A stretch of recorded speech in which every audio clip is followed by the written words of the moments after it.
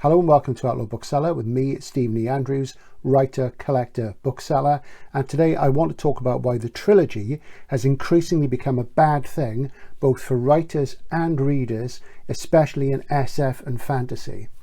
What I really want to get to is the point that it's actually a really bad thing for writers, particularly starting their career. And I'll come to that, but we will need to look at a bit of history first of all.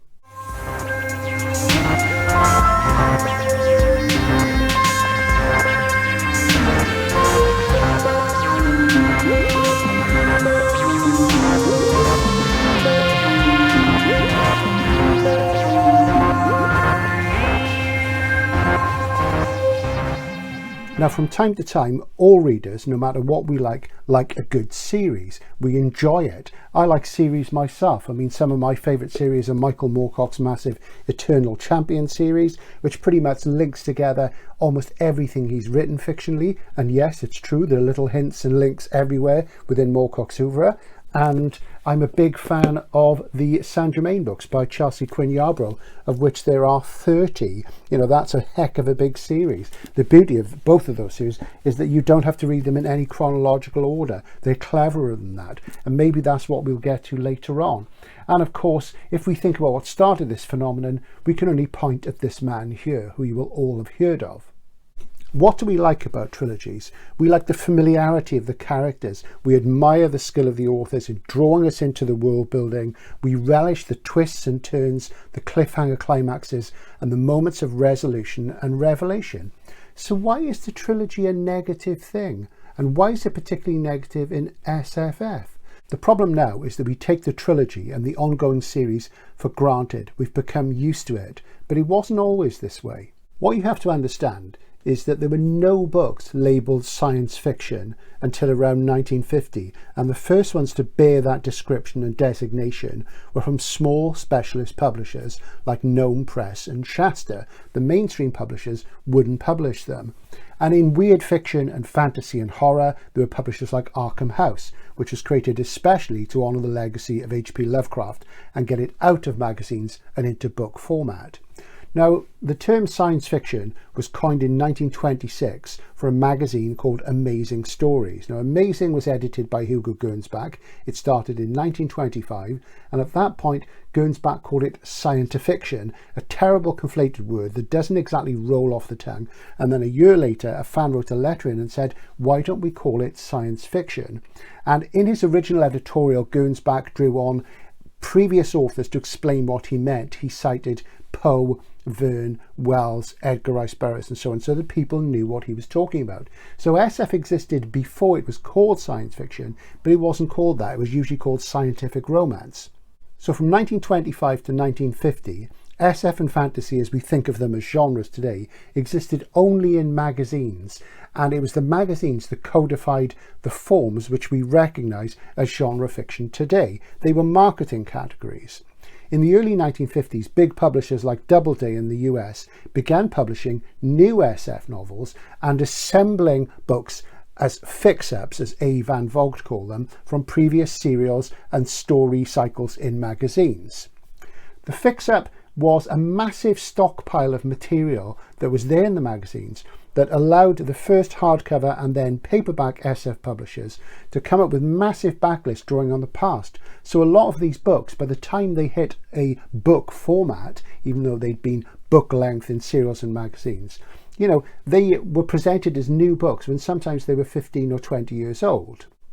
So SF writers from 25 to 50, people like Asimov, Heinlein, Van Vogt, Jack Williamson and many others, didn't have their names on book jackets until the 1950s. And it was the same for sword and sorcery, what we now call fantasy. When we say fantasy, generally speaking, we're normally referring to sword and sorcery, which was a term coined by Fritz Leiber in the early 60s. For example, Robert E. Howard's stories, the Conan stories, were in Weird Tales magazine. Fritz Leiber's Fafard and Grey Mouser stories started appearing, I think, in 1941. These were short story sequences fixed together in hardcover and paperback form later to resemble novels. I've got some of the Fritz Leiber ones just there. And, you know, none of these were novels. They were short stories, novelettes, novellas, short forms episodic in magazines. They wouldn't essentially run one issue to another. It would be as and when the writer would come up with them. In the early 50s, as books with SF or fantasy labelled on their covers started to appear, writers started to produce singleton novels. Here's my favourite singleton fantasy novel, which is The Broken Sword by Poul Anderson, and this appeared in the same year as The Fellowship of the Rings. In those days, almost all sword and sorcery was grimdark, as people say now, and I always find it a strange term because to me it's the natural form of S&S. What Tolkien did was different. Tolkien was an outsider, a 3-volume novel, not a true trilogy, but one novel that was split into 3 distinct volumes for marketing and binding reasons. Unwin felt that they couldn't market one book that was that big, and it would also be far easier to come up with a better product if it was bound in 3 separate volumes. Now, Lord of the Rings, of course, wasn't an immediate marketing and commercial success. It took about 10 years for the social conditions to become right, especially in America, with the dawn of the hippies, the civil rights movement, the counterculture, where people felt they could relate to these stories more, and then they became bestsellers. By the early 60s, the paperback had become the predominant publishing form of SF and fantasy. There was a big thing that happened at the end of the 50s to do with magazine distribution, and a lot of magazines collapsed and folded. They kept going, and they're still going today, but it's not the same as it was then, and it never will be again, and it never was the same after that. Also in the 1960s, you had a couple of other really, really big bestsellers, which were big books, and they were Stranger in a Strange Land by Robert Heinlein, which of course doesn't have any sequels. And then there's Dune, which did have sequels, and that is the book within SF, which has done more than anything else to bring the fake and false and ersatz idea that SF comes in ongoing series which go on and on and on, which before that it didn't. So while Dune, which began as a 2-part series in Analog, which is what Astounding was by then called, the title change came in the early 60s, what was the sort of first breakthrough thing in making SF into a series. It wasn't the biggest SF novel of its time in terms of size. The longest SF novel in the mid-60s was John Brunner's Stand on Zanzibar, which of course has no sequels, though it does have books related to it which are thematically similar, like Brunner's Shockwave Rider, The Jagged Orbit and The Sheep Look Up. They're books with similar concerns. So until Dune and its sequels, SF series were, they were comparatively few. Foundation and its 2 sequels were all fixed up from magazine stories. They were not written as novels, just episodic stories now and again, which John W. Campbell Jr., the editor of Astounding, would coax out of Asimov as time went on. A typical example of a fix-up, just to digress a moment, is A. Van Vogt's The Voyage of the Space Beagle, which is comprised of 4 stories published over about 10 years, with some linking material added to make it a book. Dune, of course, is an unusual SF novel even for its time. It resembles a dynastic fantasy, and through its clever sidelining of the idea of the Butlerian Jihad, which is mentioned in the appendix, which is a war between men and machines, which has taken place prior to the events of Dune, where AI has been pushed back. That's why it seems more like a fantasy novel than an SF novel, despite its planetary romance setting on Arrakis.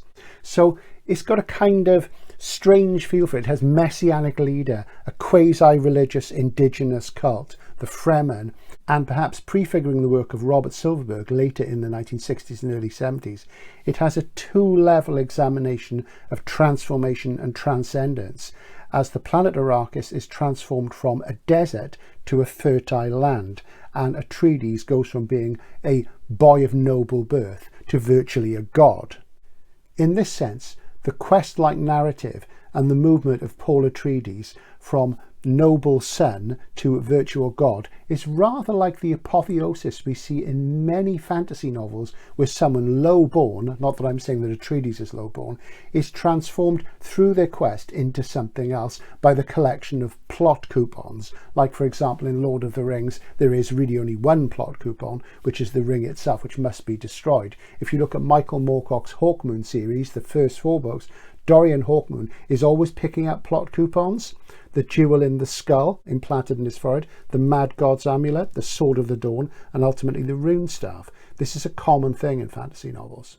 So like Lord of the Rings, Dune made the trilogy a thing. Now, of course, it went on beyond that to 6 volumes, and we best not talk about what happened after that. In the 1970s, publishers were less businesslike than they became later, and they were mostly small businesses. Throughout the 1980s, small publishers rolled together like snowballs into big conglomerates, and things got a lot more businesslike. This, however, started in the 70s, but it was a different thing. 1977 was the year really when everything changed, and the game changed forever, and there were 2 reasons for this. One of them was Star Wars. The other one was Lester Del Rey, former Golden Age SF writer, now publisher and editor in his imprint Del Rey Books. He commissioned a writer called Terry Brooks to write a series called Shannara, and it was a very, very clear Tolkien ripoff, but with a strange SF background which suggested that the magical powers, the beings in it, were due to mutations caused by a past nuclear war. Del Rey was very confident that this would be a success and that it would change SFF publishing forever, and he was absolutely right, because he'd seen the phenomenon of Lord of the Rings growing and growing. He'd seen how Dune had become successful, but he couldn't believe how few series were out there with these very large books with a 3-part structure that readers clearly wanted, or at least mass readers. Now, in my view, these 2 events, the release of Star Wars, which took things way, way back to the 1930s, and it was very infantile. It's great fun. We all love it. It's a good film. It's very enjoyable, but it's not exactly the cleverest of things around, the most sophisticated of beasts, and that's probably its charm, but sometimes we want a little bit more from SF than that. So to me, Star Wars and the release of the Shannara trilogy, which were huge bestsellers, were 2 of the worst things that ever happened to SFF publishing. So if you want to know more about this, look at my video, which is about the artificial fantasy trilogy since 1977. It goes into it in great depth. I'd also suggest you look at my Elements of SF series, which looks at the singleton and why the singleton in SF is usually a better book, because it has a novum, a paradigm shift, a conceptual breakthrough, a different idea in each book. Look at Philip K. Dick. He didn't write sequels. John Wyndham didn't. There's any number of SF writers who didn't write sequels until you get to the 80s when everything changed. So the formula was really, really born in 1977, and all of a sudden everything had to go on and on and on. But of course people lapped it up. Not all of us, but a lot of people did. Now SF to me is not about the same old thing. It should be about freshness, the new, the shocking, the innovative. While fantasy is different. Fantasy is a formula that is the anathema of this. It's about the anachronistic, the symbolic, the past. SF is about the future, and it is the business of the future to be dangerous. Now, what was actually happening in British SF publishing in the 1970s? Well, by the end of the 70s, the space opera was pretty much dead in British publishing.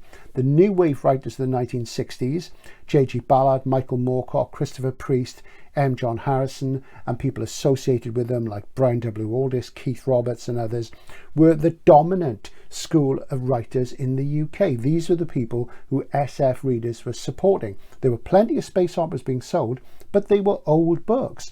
They were books which had only maybe been in paperback for 10 or 15 years, but some of them had been written as long ago as the 1930s. In the case of E. Doc Smith, they were written as long ago as 1915, though they didn't start getting published as serials until 1928.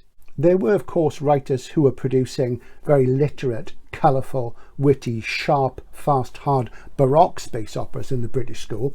Brian Stableford, Barrington J. Bailey, Bob Shaw. Stableford particularly wrote 2 excellent space opera series, my favourite being the Hooded Swan series.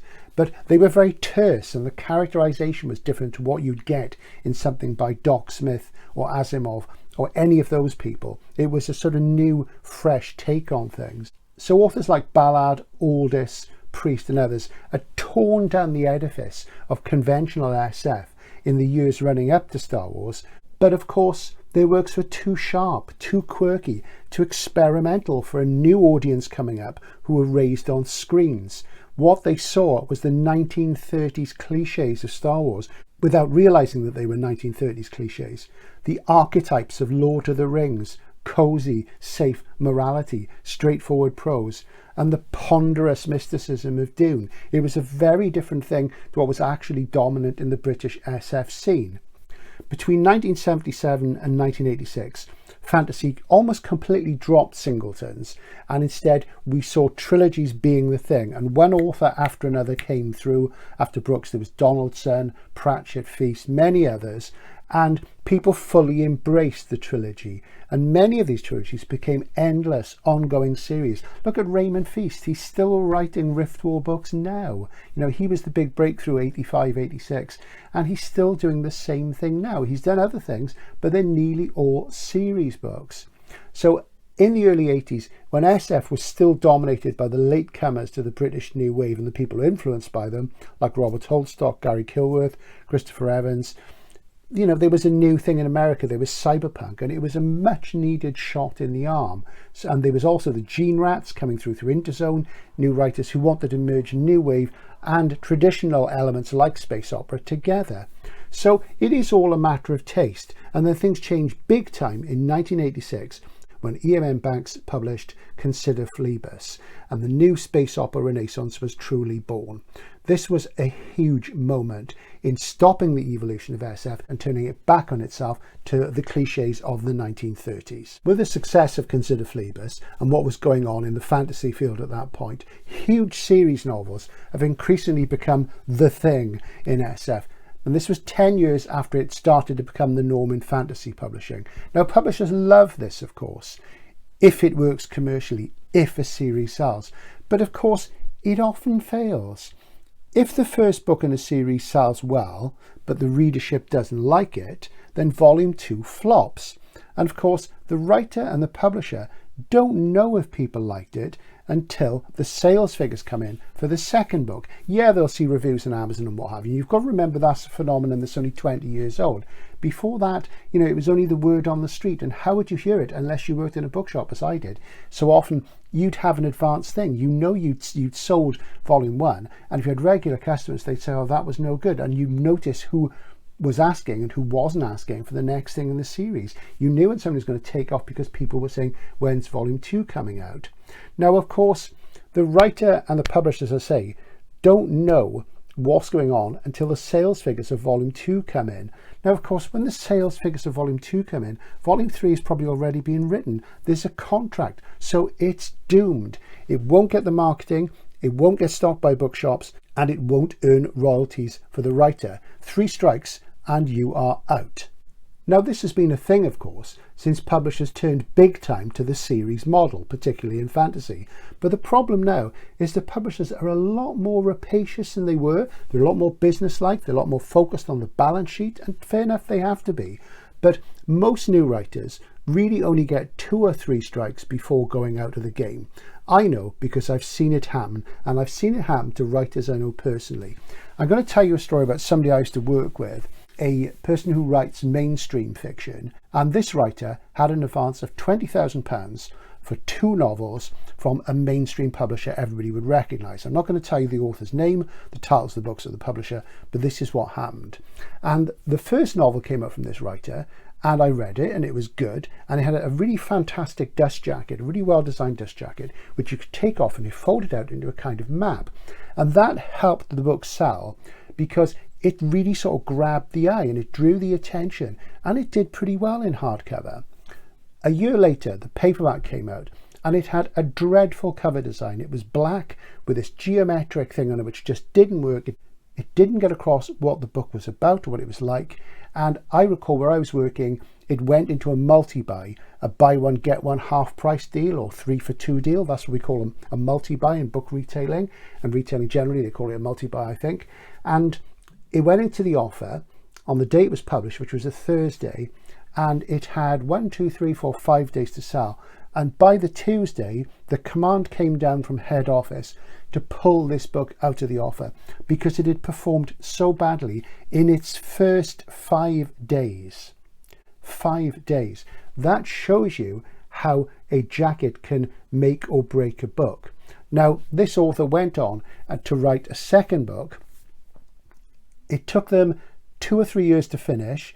There was a lot of sort of back and forth about the direction, the way it was going, how it was going to turn out, and it was very much a work in progress. It came out to mixed reviews, and that writer's career as a mainstream published writer is pretty much over as far as I can tell.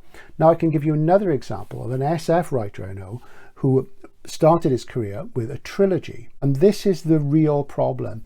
This is far worse than with the mainstream writer who was just unlucky with jacketing and the delay between the two books and the bad reviews to the second one.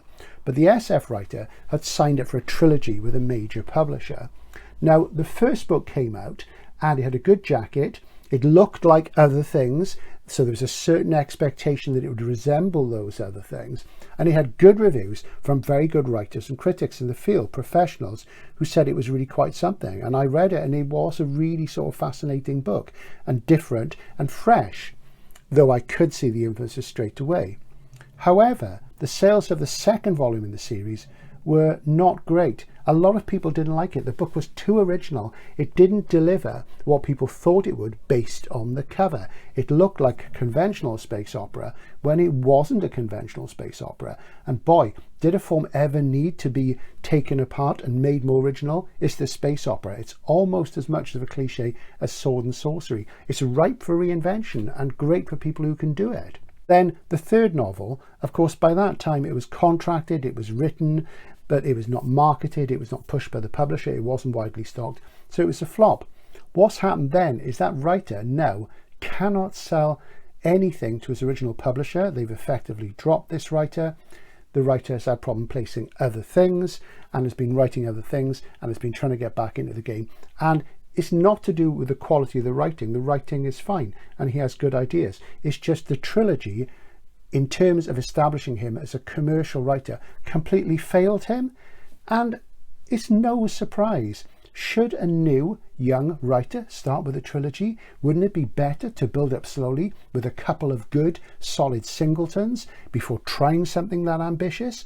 And then of course, if it doesn't work, let them have another singleton in the racking, because then if volume 1 works, then volume 2 fails, then drop the project. Go back to it later if it picks up, write another singleton. Publishers, of course, are not so willing these days to put that time, energy, money and effort into developing a writer's career.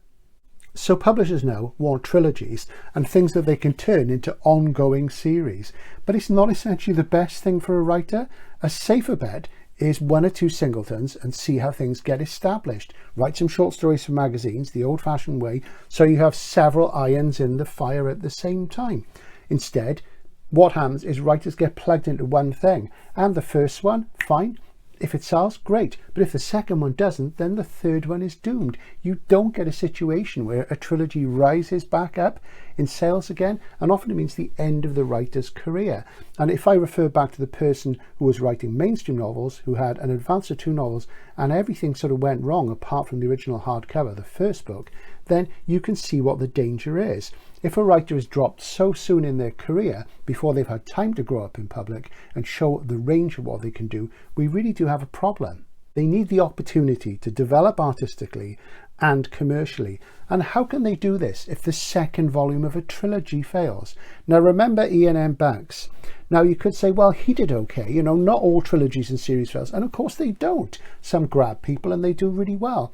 But when the entire industry is expecting this model to be applied to everybody writing genre fiction, look at fantasy. When was the last time you read a fantasy novel that was a singleton? If you did, it's probably something from the 50s or 60s. When was the last time you saw a singleton get published? Maybe occasionally you'll get one, but that's probably because it hasn't sold at all, because people didn't like it, word didn't get around, it didn't get marketed, something went wrong. Now everything is a series, and publishers of SF and fantasy have the same budget for these things. They do in each house. They'll have an SF and fantasy imprint when they're 2 different things. The money should be spent separately and they should be developed differently. But of course publishers, if they can get SF going the same way fantasy's gone, they're laughing. But a lot of the time they're throwing money away on that 3rd volume. So it's rather daft. Now Ian Banks, yeah, it worked with him. But you've got to remember, when Consider Phlebas was published, Ian had already had 1 mainstream bestseller with The Wasp Factory. He then pulled 2 books which were probably at the bottom of the drawer and had done well with them, Walking on Glass and The Bridge. So he was an established mainstream literary writer by that point. So he had other strings to his bow, hence the Ian M. Banks. This is what writers need. They need the opportunity to do a number of different things to bed themselves in commercially and artistically. So Ian, of course, would have been okay even if Phlebas had failed. And of course it succeeded. Everybody was waiting after the long desert of New Wave had cleared the space opera out. It had been something like 5 or 6 years since there'd been like a proper big whopping space opera. I think the previous one before that rivaled it in size would have been Chris Boyce's Catchworld, and that was about 1979, and that never really took off. So, you know, he had other things going on, so he was okay. So this is why so many science fiction and fantasy authors from the late 80s onwards, and increasingly so as we move through the 90s, the noughties and up to now, have had short-lived careers with pro publishing and have only lasted 3 or 4 books before they've disappeared forever into small press or self-publishing. Now, writers before the mid-80s often had bibliographies of 10, 20 books or more before they had to turn to small presses as their work went out of fashion. Recently on the channel, I've talked about Keith Roberts, who had a career with mainstream publishers for in the region of 15 years. Then he gradually fell out of favour with them, but that was more because he was a very difficult man. If you look at any number of writers in SF or fantasy from the 50s to the early 80s, some of them have careers that go on and on and on and on, and they wrote tons of singleton. Philip Jose Farmer is a classic example of that. Philip K. Dick never wrote sequels, as I said. It was the norm that you wrote singletons. Series were odd things in SF.